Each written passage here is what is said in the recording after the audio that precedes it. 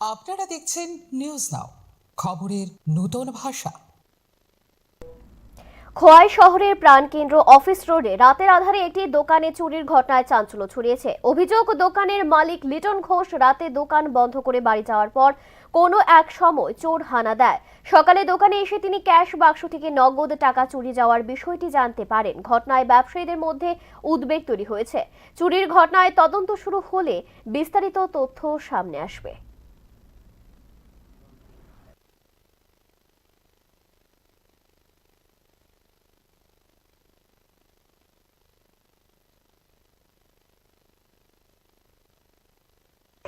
তো কালকে রাত্রে তো আমি ঠিক 10টা বাজে তখন দোকান লাগাই বাড়িতে গেলাম।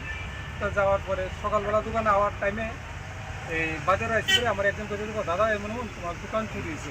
আমি তো আর দোকান চুরি হয়েছে শুনি না, জিনিস টিনিস কিছু কিনছি না, চুপচাপ ডাইরেক্ট দৌড়ে দোকানে আসছি। আয়া দেখি এই অবস্থা। তো আবার সঙ্গে মোটামুটি 4-5 জনে আমার কথা একই অবস্থা, এই তোমার দোকান চুরি হয়েছে। আমি আর কেউ সঙ্গে কথা বলছিলাম, ডাইরেক্ট দোকানে আসছি। আয়া দেখি এই অবস্থা।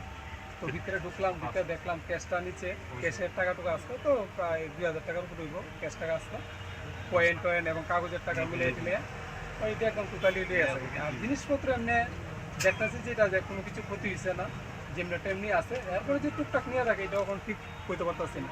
হ্যাঁ, এই আর কি। মানে আপনি ক্যাশ বাক্স হতে শুধু টাকা নিছে? হ্যাঁ হ্যাঁ, এখানে একদম পুরো নীল করে রেখেছে, ক্যাশ বক্স যা আসলো আর কি। এটা এটা কোন জায়গা? এটা হলো কোঅপারেটিভ ব্যাংক মানে সংলগ্ন এলাকা, বলে অফিস রোডটা আর কি।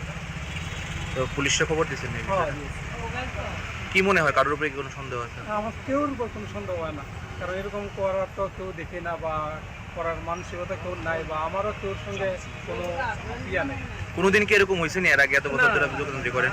না হয়েছে না, আমি তো টোটালি 26 বছর ধরে দোকানদারি করতেছি, কোনো সময় হয়েছে না। আপনার নামটা? ও